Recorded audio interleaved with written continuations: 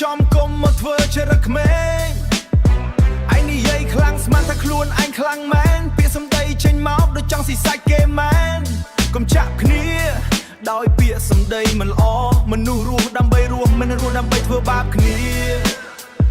ធ្វើបាបគ្នាសម្ដីដូចកំបិតចាក់គេឲ្យឈឺចាប់ចង់ល្បីក្នុង TikTok តែចរិតឯងគឺវាអាប់អ្នកខ្លះញញឹមតែខាងក្នុងកំពុងឈឺសម្ដីឯងថោកទាបធ្វើឲ្យគេចង់បោះបង់ជីវិតហាសាហាមកបងរៀនយើងពីជីវិតមែនទេយើងនិយាយត្រង់ឯងកុំមកធ្វើជាចរិតទេបើដល់ពេល Facebook comment យើងសរសេរតាមចិត្តអ្នកណាខ្សោយគឺចាញ់នេះជាការពិតកុំមកនិយាយពី respect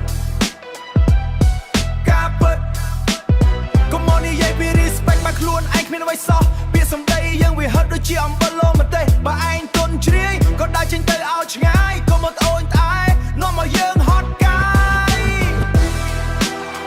កុំចាក់គ្នាកុំវាពាក្យដូចកំបិត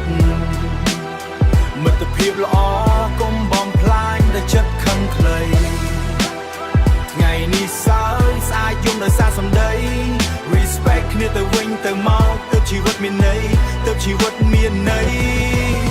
ego ឯងវាធំធ្វើឲ្យទំនាក់រលួយចង់ជន់គេឡើងលើតែខ្លួនឯងកំពុងតែព្រួយ rap នេះមិនមែនឌីទេតែជាការពិតបើឯងនៅតែអញ្ចឹងគ្មានអ្នកណាចង់ធ្វើមិត្តអ្នកខ្លាំងពិត